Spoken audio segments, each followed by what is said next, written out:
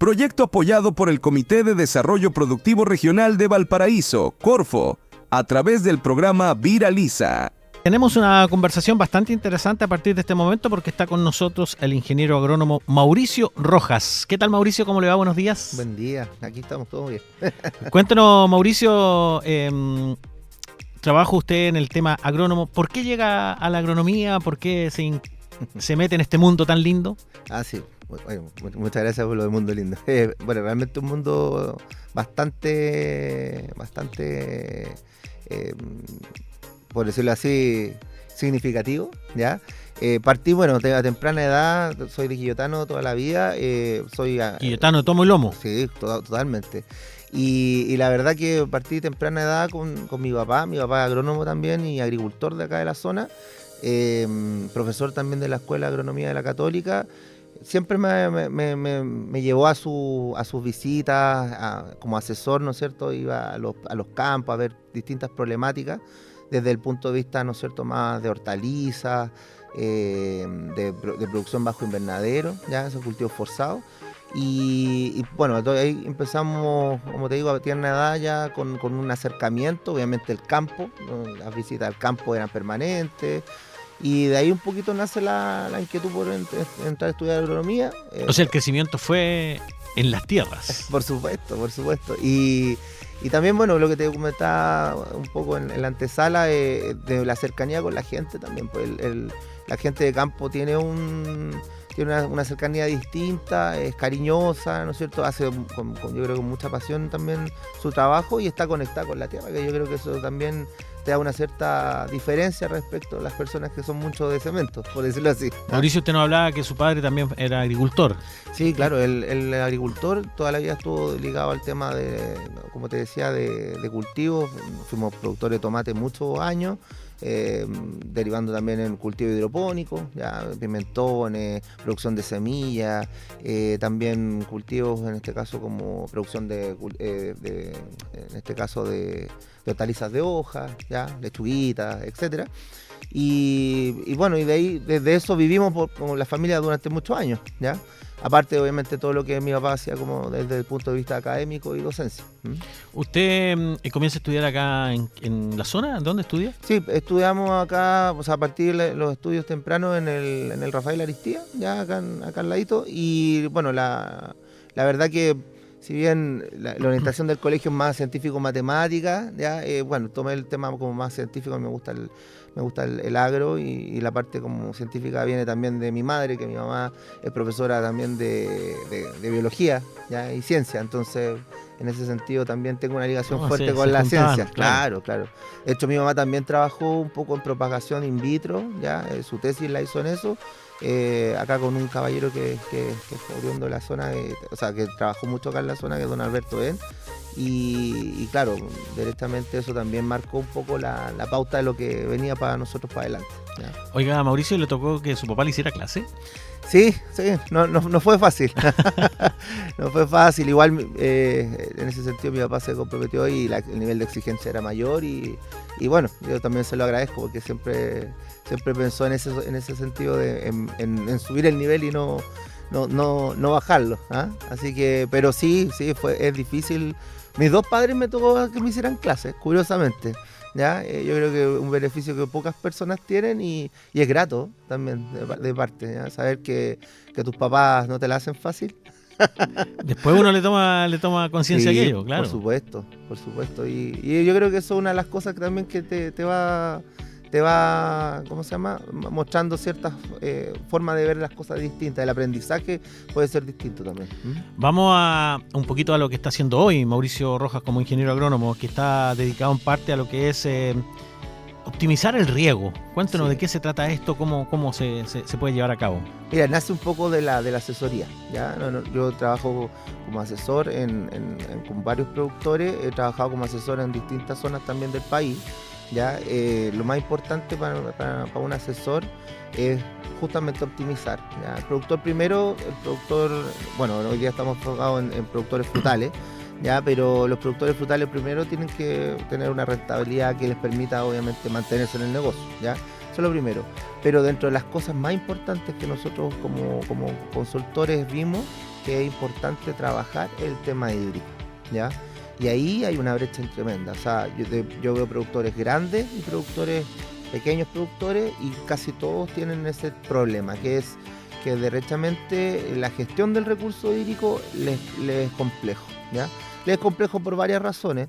Por sistemas de riego de repente que están obsoletos, ¿ya? Que falta mantenimiento, falta actualización. Estamos hablando del riego goteo. Claro, riego por goteo o riego por microaspersión, dependiendo, lo que te decía antes, como la adopción tecnológica que ellos tengan. Hay productores que tienen riego por microaspersión, riego por aspersión, riego por goteo, ya otros productores tienen incluso riegos mucho más tecnológicos, riego enterrados, que para decirlo simple van bajo tierra, ya. Que son en este caso también súper eficientes, están validados, etcétera. Entonces uno va viendo con los distintos productores cómo regar, cuánto regar, ¿no es cierto? Y eso es un temazo, ¿ya?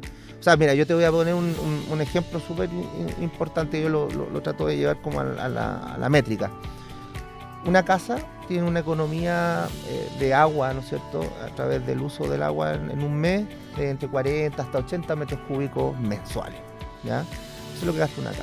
Un productor, ¿ya? Dependiendo de su superficie, pero pensando en una hectárea que son 10.000 metros cuadrados, ¿ya? Un productor tiene una economía anual, ¿ya? De 8.000 metros cúbicos hasta 10.000 metros cúbicos, ¿ya? Entonces diametralmente es mucha el agua que el productor tiene que gestionar, tiene que utilizar, ¿ya? Y por lo tanto cualquier impacto, créeme que cerrar la llavecita de la casa sí nos ayuda, perfecto, pero un productor, por ejemplo, que haga un impacto y que reduzca un 20% el uso del agua, es una gran es un cantidad. cerro de agua, ¿ya? Podemos rellenar varias piscinas con eso. Entonces, desde un punto de vista como de la práctica, nos enfocamos en esos productores porque efectivamente son los que tienen mayor impacto, ¿no es cierto?, en el uso del agua, ¿ya? Como te decía, un productor frutal acá en la zona, en Novalle es distinto porque hay una evapotranspiración mayor, que es como al final la cantidad de temperatura que enfrentan los cultivos, ¿no es cierto?, viento, etcétera, es mayor, ¿ya? Pero acá en la zona nosotros tenemos evaporaciones que nos pueden llegar a 40 metros cúbicos día, ¿ya? De evapotranspiración en una hectárea es mucha agua, ¿ya? Hoy día, por ejemplo, estamos en 47 metros cúbicos día, ¿ya? Esa es la realidad de nuestra zona. Entonces un productor tiene que reponer su lámina de riego, ¿ya? Y en ese sentido tiene que obviamente estar muy conectado, ¿ya?, con datos en este caso agroclimatológicos, tiene que estar conectado a un montón de factores y obviamente estar evaluando permanentemente el estado también de sus suelos, cuánta agua tienen, ¿ya?, si su sistema es tan óptimo, etcétera. O sea, ahí viene un poco la optimización, ¿ya? Desde la asesoría, nosotros lo que nos empezamos a dar cuenta que, bueno, una de las falencias de los productores, como te decía, era la gestión del agua. Y bueno, obviamente desde la primera parte es obviamente optimizar los sistemas de riego, modernizarlos, etcétera. Pero después también nos dimos cuenta que la gestión, o sea, el día a día, el cómo se llama la métrica, no les costaba mucho, ¿ya? Entonces lo que nosotros empezamos a desarrollar fue una metodología, lo primero, como integrar todo lo que ya se sabe, ¿ya? Si no es algo que nosotros no lo sepamos desde la ciencia agrícola, es un poco integrarlo y poder traspasárselo al productor de una manera mucho más ordenada, que él pudiera también convivir y poder trabajar con eso, y que no le signifique, ¿no es cierto?, una pérdida de tiempo y obviamente un costo relevante, ¿ya? Para eso nosotros desarrollamos una web app, ¿ya? En eso estamos, ¿ya? En la cual el productor pueda integrar ciertos datos de su realidad zonal, ya pueda ingresar toda su información, pero además de eso, estos datos son retroalimentados, ¿no es cierto?, con imágenes satelitales, las cuales se van permanentemente a través de un proyecto mundial que hay, ¿no es cierto?, que se van permanentemente actualizando, ¿ya? 5, 6, hasta 10 veces en el mes pasan los satélites, ¿no es cierto?, sacando fotos multispectrales, y eso podemos a través de ese dato podemos tomar, por ejemplo, una fórmula de riego, ¿ya? Y podemos hacer, ¿no es cierto?, aproximarnos a la realidad del productor, y con eso podemos ir afinando nuestra fórmula de riego para que el productor tome la decisión de riego o no. Hay muchas formas de riego. Muchas formas de riego. O sea, mira, es curioso, yo por eso te decía que es salvaje. O sea, si bien, por ejemplo, voy a dar un ejemplo muy práctico, nosotros todos manejamos de una cierta forma, ¿ya? Puede que haya gente que maneja más mal, otro mejor, pero en general estamos en un sistema que todos manejamos dentro de una forma. Sabemos que un sea el paso, Hay que cumplir con cierta reglamentación. Claro, en el caso del riego, en el agro, hay productores que puede ser el vecino y uno riega de una forma y el otro riega de otra forma. Si bien el suelo es el mismo, quizá el sistema de riego es el mismo. La cantidad de agua es la misma. La cantidad de agua que se necesita es la misma, etcétera, pero los productores riegan distintos. Eso un poco te dice que el problema que hay, que de una u otra manera los productores están enfrentando el tema de regar de manera muy distinta. Ya te dice que hay problemas de transferencia como tecnológica, etcétera, ¿ya? Eso yo creo que es súper importante primero entenderlo. Segundo, que también es importante, y lo que decía, hoy día, en el agro que enfrentamos hoy día, que nos pasa a todos, ¿no es cierto?, con el costo eléctrico, que significa también regar, ¿ya? Un productor tiene que encender una bomba. Si tú le dices a un productor, mira, dentro de esta ecuación, que tenemos que meterle miles de pelos a la sopa, insumos, riego, electricidad, ¿no es cierto?, mil cosas, y te estoy bajando un 20% el costo eléctrico, también al productor le interesa, ¿ya? O sea, entendamos que nace todo desde una base que es un negocio, ¿ya? Pero también estamos reduciendo, ¿no es cierto?, el costo de la operación, que eso es súper importante. Y yo creo que lo más relevante, que por lo menos a mí lo que como de la manera no romántica, sino de principio me interesa, es que también podamos hacer un ahorro hídrico, que también es súper importante. Mauricio, ¿y nuestra zona en qué pie se encuentra hoy en ese tema, en el tema hídrico, en el tema de ahorrar, en el tema de gastar menos agua? ¿Cómo estamos? Mira, yo he participado en algunas cosas, uno no tiene tiempo para estar en todos los temas gremiales, pero sí sé que hay una mesa, ¿no es cierto?, que está abordando el tema hídrico, ya que está dirigida a través del gobierno. Hace poco estuvimos en una reunión en línea, ¿no es cierto?, con justamente viendo este tema. Es la agenda, yo creo que esto es parte de la agenda, ¿ya? De una u otra manera es tan importante este tema, porque hoy día podemos tener un veranito San Juan, como se dice, ¿no es cierto?, con esta lluvia que tuvimos el año pasado, invierno, que fueron 500 milímetros fácilmente acá en la zona. Eso nos dejó muy buen pie, ¿ya? O sea, en la tercera sección del río, llámese, ¿no es cierto?, Quillota, nosotros tuvimos una cantidad de agua importante, no menor, ¿ya? Y eso aumenta las napas, nos da un respiro. Pero de aquí para adelante no sabemos cómo viene el clima y la tendencia es un poco a la desertificación. Entonces nosotros lo más probable es que de aquí a un par de años estemos nuevamente hablando de medidas drásticas, ¿no es cierto?, y severas de cómo se va a venir el ahorro. O sea, hace un par de años, no sé si te hace memorias, pero estuvimos también con restricción incluso para el uso, ¿ya? Entonces, y hay lugares digamos, bueno, en la zona de Olmué, Petorca. Claro, mira, yo he tenido la suerte de trabajar en Cabildo, Petorca, Ligua, una zona tremendamente compleja, ¿ya? Hoy día hay pozos profundos de más de 100 metros y no hay ni un litro por segundo, ya zonas donde antes a 3 metros el agua estaba disponible, claro. Ya es una zona que es tremendamente, está devastada en ese sentido. Y por lo mismo yo creo que no queremos llegar a eso. O sea, ¿y eso cambió con la última mira, 500 milímetros? Mira, en algunas zonas yo tengo algunos productores que se vieron bastante beneficiados. O sea, tengo un productor que estaba poniéndole el candado al campo, ¿ya? Y el productor, por ejemplo, después de esta lluvia, los pozos, tenía una batería de pozos de más de 16, 20 pozos. Ya, todo en regla y todo, pero que no tenían agua derechamente. O sea, ¿qué te sirve tener un pozo con derechos y no tiene agua? Pero realmente el productor hoy día está con el agua a 3 metros y está muerto de la risa, entre comillas, ya con un montón de decisiones que se tuvieron que tomar, etcétera. Pero aún así hay productores que pueden estar, no sé, a 1 kilómetro que no están en la misma condición. O sea, eso varía mucho dependiendo tu capacidad de recarga, un montón de temas, pero es curioso. O sea, yo tengo productores que están al lado, o sea, están a 1 kilómetro y el productor de al lado está perfecto con agua y el otro productor está igual de seco que el año pasado. O sea, no, eso ahí, como te digo, es muy variable, pero en general siguen igual. Estamos conversando con el ingeniero agrónomo Mauricio Rojas acá en Abriendo Sentidos en esta mañana de día lunes. Mauricio, y este trabajo es distinto de acuerdo a lo que hay que regar, si son distintas plantaciones, digamos. Sí, mira, por eso es importante tratamos de buscar una tecnología que nos permitiera integrar justamente el hábito de crecimiento del frutal, el hábito de crecimiento, ¿no es cierto?, de la especie, ¿ya? Y cada planta emite un espectro distinto, ¿ya? Y eso es captado por estas imágenes multiespectrales. Y es así también como podemos identificar ciertos rangos, el cual el productor, por ejemplo, si dice, ya, es palto, ¿no es cierto? Él pone que es palto, el rango de los paltos es tanto, y, ¿no es cierto?, y eso afina un poco la decisión, ¿ya?, de riego.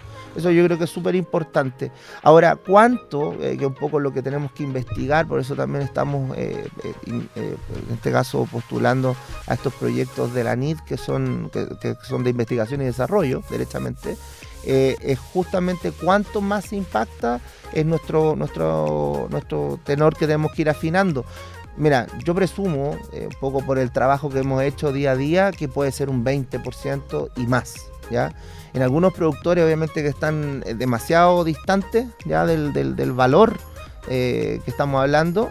O sea, si por ejemplo yo estoy, por ejemplo, cerrando, ¿no es cierto?, la ecuación de riego en 8.000 metros cúbicos año, ya, para un productor de palta, hasta 10.000 metros cúbicos, dependiendo del tipo de suelo que tenga, etcétera. Quizás podríamos afinar ese dato y podrían ser 6.000 metros cúbicos, y es un tremendo ahorro de agua, como te decía. Y en el caso del productor que tiene que regar 10.000, pueden ser 8.000, o sea, y ese rango yo creo que vamos a ir barajando entre un 20, un 25 hasta un 30% de ahorro hídrico, y eso es salvaje. O sea, si lo puedes gestionar, y hay momentos del año que uno puede incluso apretar mucho más. Imagínate este mismo año, porque este año tuvimos solamente en el invierno, entre junio y agosto, tuvimos como 450 milímetros que cayeron. O sea, el productor estaba bajo el agua. Claro, ¿ya? Hay lugares que claro, sucedió aquello. Claro, entonces por lo tanto regar en invierno no tiene ningún sentido en esa condición.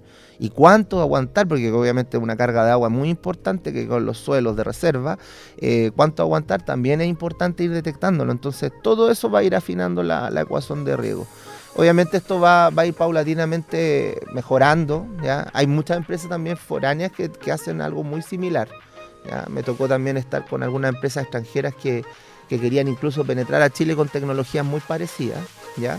Pero la verdad es que, claro, todo esto está como en desarrollo, y lo que te comentaba un poco delante, yo creo que los productores, de una u otra manera, hoy día incluso un productor de, no sé, de papa o de chacarerías y zanahoria, etcétera, tiene un smartphone, ¿ya?